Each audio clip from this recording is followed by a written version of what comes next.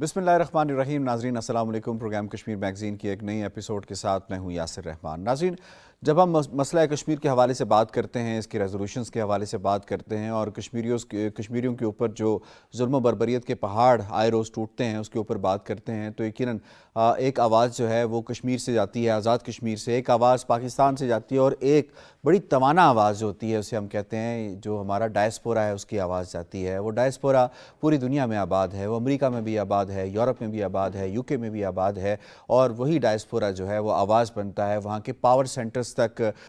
وہ آواز پہنچاتا ہے کہ جی کشمیریوں کا جو ہیومن رائٹس کا جو مسئلہ ہے، انسانی حقوق کا جو مسئلہ ہے، اس کو حل کرنے کی ضرورت ہے. انہیں اتنی بریدنگ سپیس دیں تاکہ وہ اپنی جو روزمرہ زندگی ہے کم از کم اس کو گزار سکیں، اور جو یونائٹڈ نیشن کی سیکیورٹی کونسل کی ریزولوشنز ہیں اس کے مطابق اس کا حل یقینی بنایا جا سکے. جو ڈائسپورا ہے اس کا کردار بہت اہم ہے. اسی حوالے سے آج کا یہ پروگرام ہم نے ترتیب دیا ہے ایک ایسی شخصیت کے ساتھ جس کا جو برٹش کمیونٹی ہے اس کی فیئر کے حوالے سے بھی بہت اہم کردار رہا ہے، ابھی بھی وہ ادا کر رہے ہیں، اور اس کے ساتھ ساتھ جو انسانی حقوق کا مسئلہ ہے، چاہے وہ کشمیریوں کا معاملہ ہو، فلسطین کا معاملہ ہو، اس میں وہ ہمیشہ سے پیش رہے ہیں. اور ان کے ساتھ ایک ایسی شخصیت ہے جن کا تعلق مقبوضہ کشمیر سے ہے، جن کی فیملی جو ہے اس وقت اس کرب کے اندر مبتلا ہے، اس ظلم و بربریت کا شکار ہے. ان سے بھی آج کے اس پروگرام میں ہم بات کریں گے اور لیٹسٹ جانیں گے کہ اس وقت مقبوضہ کشمیر میں کیا ہو رہا ہے.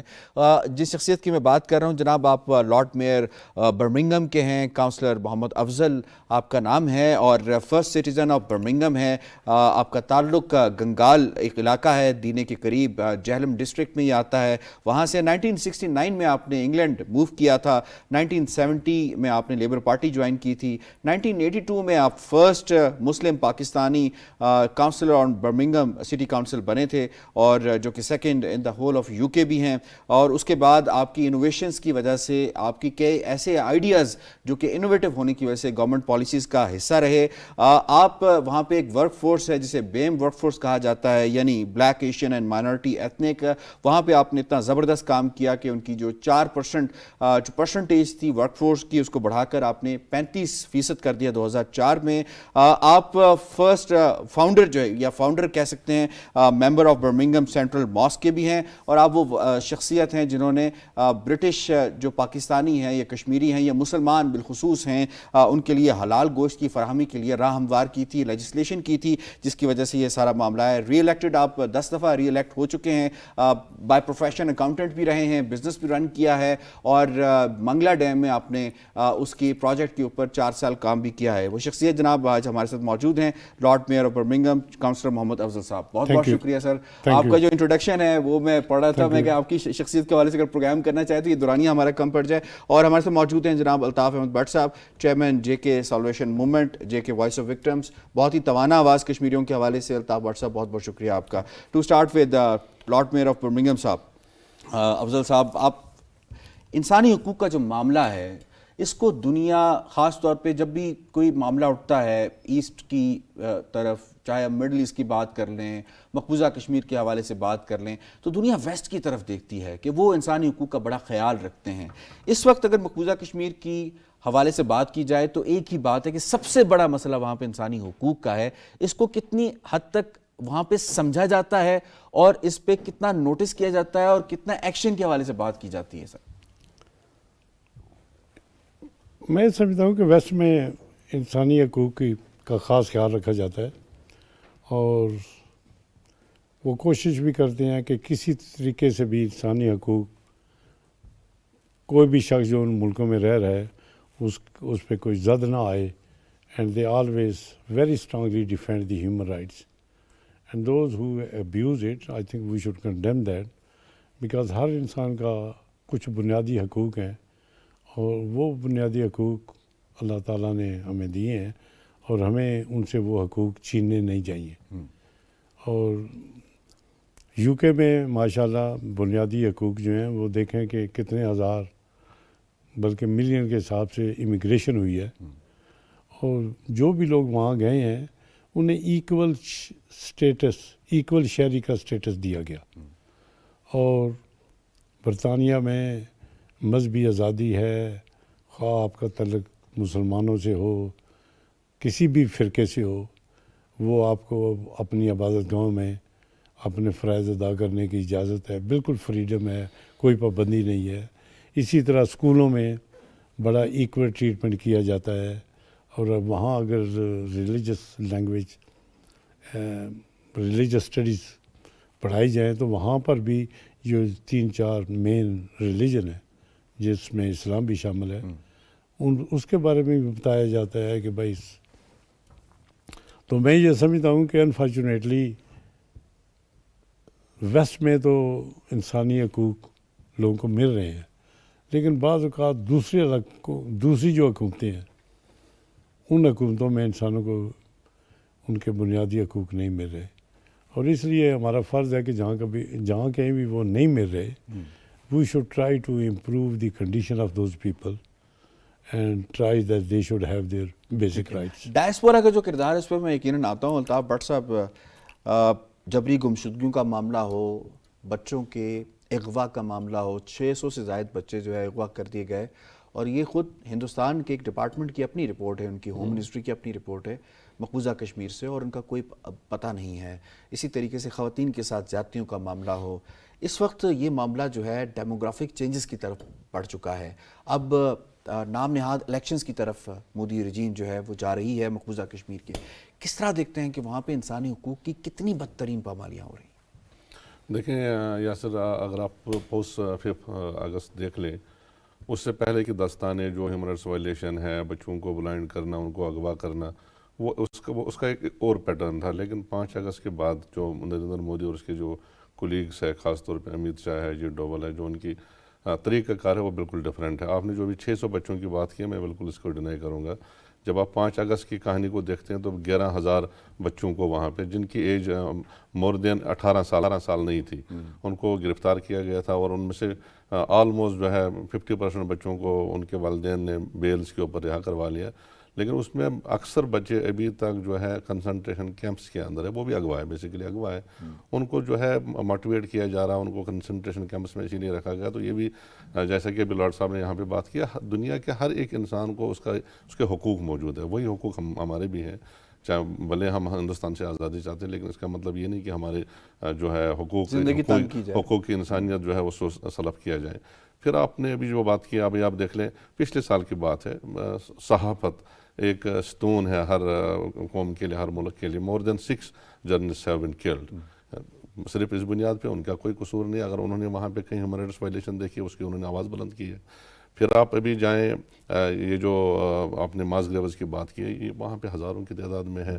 ہم نے ڈیمانڈ کی ہے انٹرنیشنل فورم پہ، ہم نے ڈیمانڈ کی ہے DNA ٹیسٹ کروایا جائے تاکہ اصل جو ہے وہ لواحقین کا پتہ چلے۔ ان کی وجہ سے جو ایک نئی ٹرم دنیا کی ڈکشنری میں آ گئی، ہاف وڈوز پیدا ہو گئی۔ ان خواتین کو، ہماری بہنوں کو یہ اندازہ ہی نہیں کہ ہمارے جو شوہر ہے وہ زندہ ہے یا مردہ ہے۔ پھر ان کے جو آپ دیکھیں ہاف اپنا آرفنز ہیں، ان کے بچے ہیں، وہ ترس رہے ہیں اپنے ماں باپ کو، اپنے والدین کو دیکھنے کے لیے، اس کی کوئی پرسان حال نہیں ہے۔ تو اسی طرح بھی آپ دیکھیں اتنا بڑا جو ہے، ہاف وڈو کی اصطلاح دینے والا خرم پرویز، آج دیکھیں میں آگے آپ پریس کلب کو لے کے، press club which has been established by the journalist in Srinagar in illegally Indian occupied Jammu and Kashmir, has been occupied by Indian forces. انہوں نے پورا اس کا نظام ہی اپنے ہاتھ میں لے لیا۔ تو یہاں یہ کتنی بڑی ہیومن رائٹس وائلیشن ہے۔ تو پھر اب خرم پرویز کی آپ بات کر رہے ہیں، ان کا قصور کیا ہے؟ خرم پرویز اور اس کی جو پوری ٹیم ہے، انہوں نے جسٹ ایک وہ اسٹرکچرل جو وہاں پہ ہیومن رائٹس وائلیشن ہوئی ہے، اس کی ایک کتاب، ایک رپورٹ انہوں نے دنیا کے سامنے رکھی، تاکہ جس طرح لارڈ میئر صاحب یہاں پہ موجود ہیں، ان جیسے جو دنیا میں جو ہے انسانی حقوق کی بات کرتے ہیں، ویلفیئر کی بات کرتے ہیں، ان تک وہ آواز پہنچے۔ تو وہ آج خود پابند سلاسل ہے۔ آپ نے دیکھا ہوگا اب ان کے اوپر جرم کیا ڈالا گیا ہے جی، وہ ٹیرر فنڈنگ کرتے ہیں۔ اب ان کی 6 مہینے تک تو کوئی بات ہی نہیں سنی جائے گی ٹیرر فنڈنگ کی وجہ سے۔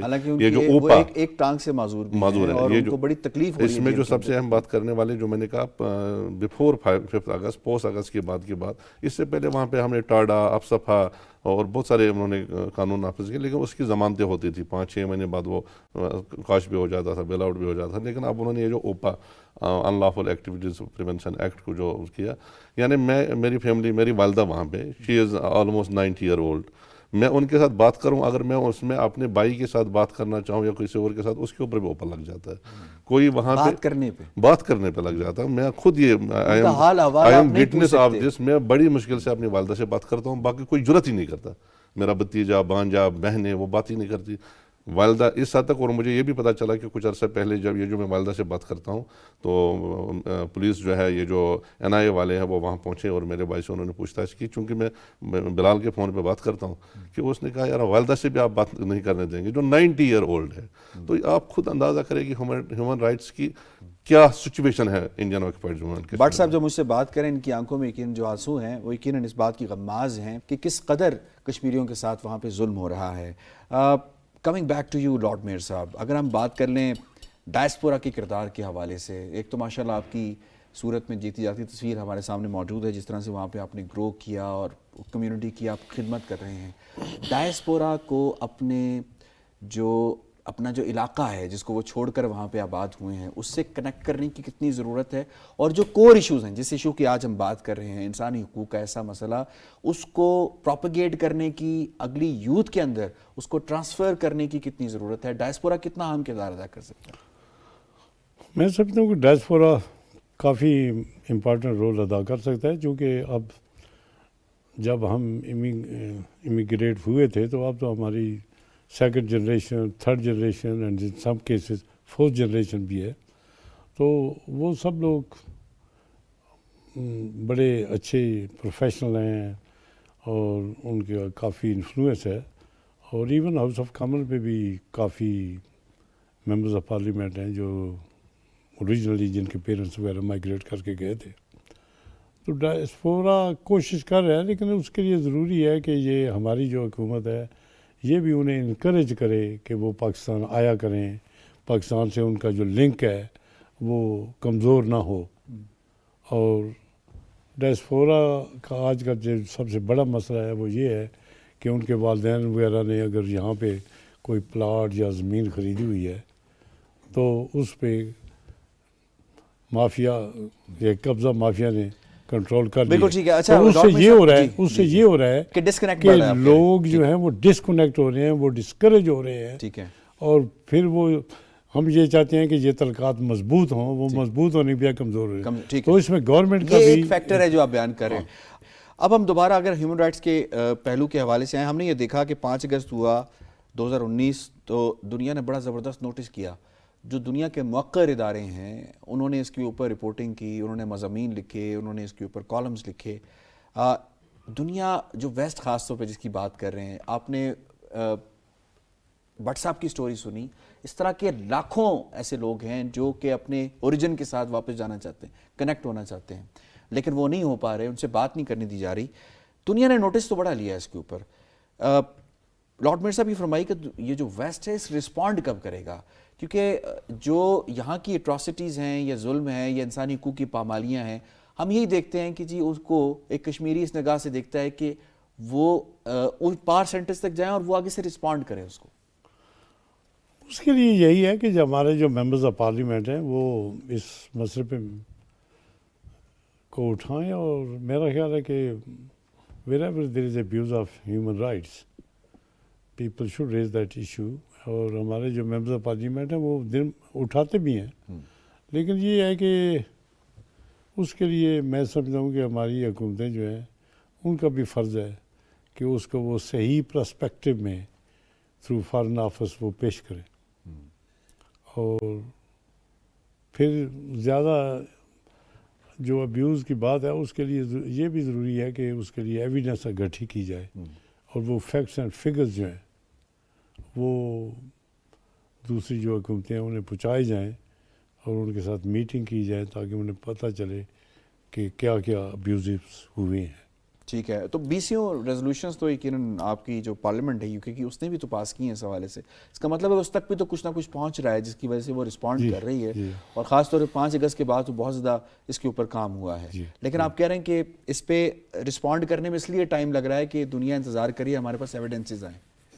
بالکل. الطاف بٹ صاحب میں آپ کی طرف واپس آتا ہوں. ڈیموگرافک چینجز کی بڑی بات کی جا رہی ہے وہاں پہ ملینز جو ہیں وہ ایشو کیے گئے ہیں, اور ایسے طریقے نکالے جا رہے ہیں جس سے یا تو کشمیریوں کو مار دیا جائے یا انہیں کشمیر سے کہیں اور بھیج دیا جائے تاکہ ڈیموگرافک چینجز ہوں.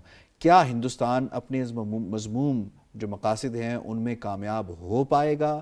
یہ جو کچھ کر رہا ہے کہ یہاں پہ صرف اور صرف ہمیں ایک ریلیجیس گروپ کے لوگ نظر آئیں اور انہی کی وہی پریویل کرے, مسلمان نہ ہوں. نیور ایور, بالکل میں آپ سے ایگری نہیں کروں گا. وہ کتنے بھی ظلم وہاں پہ ڈھائیں تو کشمیریوں نے جو تہیہ کیا ہے پچھلے 74 سال سے, کسی نئی چیز کی ڈیمانڈ تو ہم کر نہیں رہے ہیں. ہم تو United Nation resolution we are demanding just for the implementation of United Nation resolution which has been agreed both the parties India and Pakistan at table of United nation.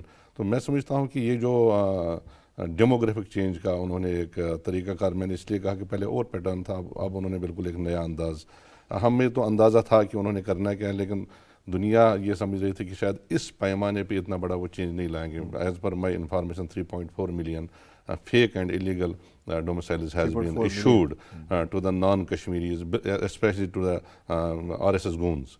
مقصد ان کا کیا ہے؟ لارڈ میئر صاحب یہاں بیٹھے ہیں, میں ان کی وساطت سے دنیا تک یہ بات پہنچ جائے گی.